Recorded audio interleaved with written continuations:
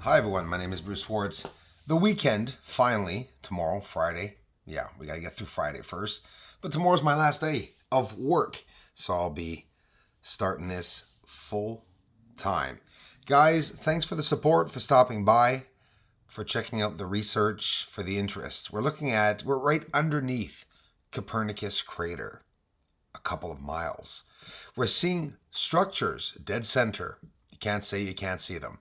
We're going to look at 4 areas on this photo, and we're going to change that white area. We're going to clarify it, and we're going to see more of the structuring, more of proof of structuring. Bottom left, we see the smaller structuring like Bianchini crater because it has a smaller structuring on top of it. Natural or not? Yeah, definitely not natural. That's for sure. Like, if I was to make this video and say, look guys, there's nothing up there on the moon, people would think I'm laughing at them because you could see all the structures. You could see elevated structures too. That big massive object right here in the center that's surrounded and connected by many, many objects. And don't forget, we're looking under a cloud or haze, guys. So there's always going to be rounded edges, because of that haze. This is probably all deliberate. Now we are going to see a new object and clarify the bottom white part there. We're going to bring it like the dark part so that we could see the exact surface of what's down there. It's getting cold down here, guys. Minus 30s that they're saying for tomorrow, my last day. And on the weekend, it's going to be the coldest in the world here in Quebec. Did you know that? That's what they're saying on television. Check it out. This object, the pill shape, whatever, almost square, but has 2 roundish edges. Looks like a capsule. It's on the surface, symmetrical, just a couple of miles from Copernicus. Look here. Now this area is not white anymore. The other side is white. It's reinverted and not inversion. Haha, get it? Look at that. There's the white part on top, and there's the white part on the bottom that's now dark, and we can see the inside of it. So, isn't it amazing to see these objects? They're all there. Look at this. It's a symmetrical cutout? No, it's a towering dark structure. Whether it be dark because it's a shadow, I don't know. I highly doubt that because it looks more than a shadow. It looks like the structure itself is dark. Bridge, connection, corridor, or path. Bridge, connection, corridor, or path, objects, structures, mechanical objects, and they're there, but look how they're connected. Look what I'm pointing to. Each of these areas have to be connected, and they actually are when you take the time to examine this. I'm not pulling your leg. Platform-like objects overlapping each other, and they have some symmetrical values. You have to take that into consideration. I'm not making this up. Look, it's a pretty impressive surface. When I got in close, I went back obviously to see the same thing with any way I can, any angle. Again, the Terminator line's on the bottom left there, and that's what's showing us all the structures. This is just underneath Copernicus crater. Check it out. You can't get any better than that. And as for it being blurry, it's not. I don't find it blurry. I think it's pretty damn good to be able to see the surface this way. And don't forget, an atmosphere is on the moon, guys. So we are going to see that moving around. The more I enhance it, the atmosphere will be enhanced too. What do you think of this? How do you like that? That's the one with that massive cable or wire going in front of it or structure connected with lights. There's that Terminator line, and on top, there's Copernicus crater. Just going to take a couple of seconds to show you this. This is in high dynamic range, and no, it's not on the moon. It's on Earth, obviously. And this is the type of photos that I used to do. When I got here a couple of years ago, a good couple of years ago now, I started doing a lot of photography of the surrounding towns, my own town, in this storybook setting. That's what I call it because it really looks like a painting, right?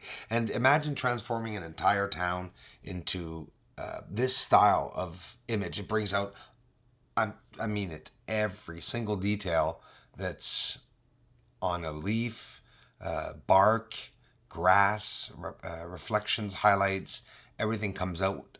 The fence you could see here, the fences, the little rocks all along. I mean, the strands of grass.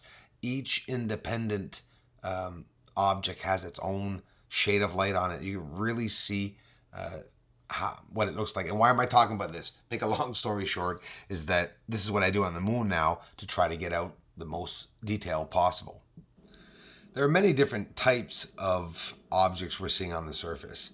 And the lights that are lighting up simultaneously, I hope you guys know what that means. That means that there's an area of maybe anywhere from 15 to 30 kilometers that we're seeing one simultaneous lighting up of three objects over a vast area of many kilometers.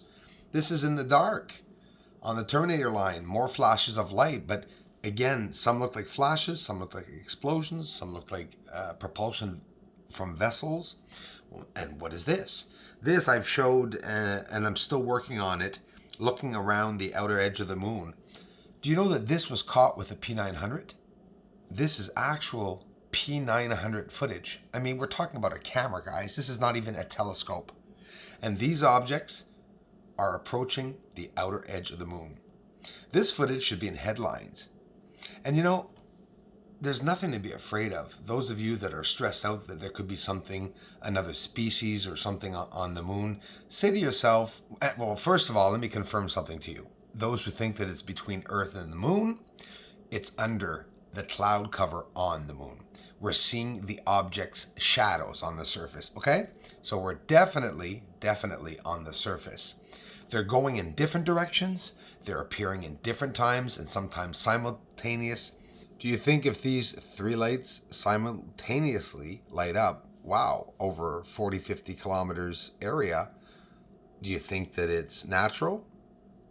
Or do you think that it's some kind of light system on the surface that has to do with whoever's up there?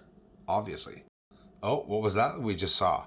That does not look like a light that is deliberately being turned on. It's a quick flash, very quick. We're in extra slow motion right now. And watch the surface areas that light up beside this explosion. Has to be pretty bright to light up that far, right? Wrong. How come it's gone now, the explosion flash, but these object platforms or whatever are still lit up? A constructed system or mechanical device constructed by an intelligent species. Then somebody asked me in the community, and thanks for doing so, how can you differentiate all the lights and know what is what? Well, this one here seems to be going inside of a crater. Yeah. And this one here, this is Copernicus crater. A light is coming out of a crater. Maybe the crater's exhausting something, you know? It's because they don't talk about this. So it's only normal we doubt, you know, things, and we wonder what's going on up there. So yeah, what are you looking at? You're looking at three dots simultaneously in a triangular formation going by, and there's one over top. Come on, guys. How amazing is that? And I'm not talking about the lights that are appearing under the cloud or haze over a colored surface. Beautiful. Priceless. On the surface of the moon. And these spooky, thrilling, amazing, interesting, ghost-like, spirit-like, cloud, storm-like objects that are going by, they fascinate me. There's that TR3B. No, I'm kidding. But no proof of that. But it's a triangular formation with three lights. Why are we seeing three lights floating by? It really does have the TR3B formation, you know, the shape. Angela Wade, thanks so much for the generous contributions, and thanks for being a part of this community. Tomorrow's my last day of work, everyone. I'll be doing this full time.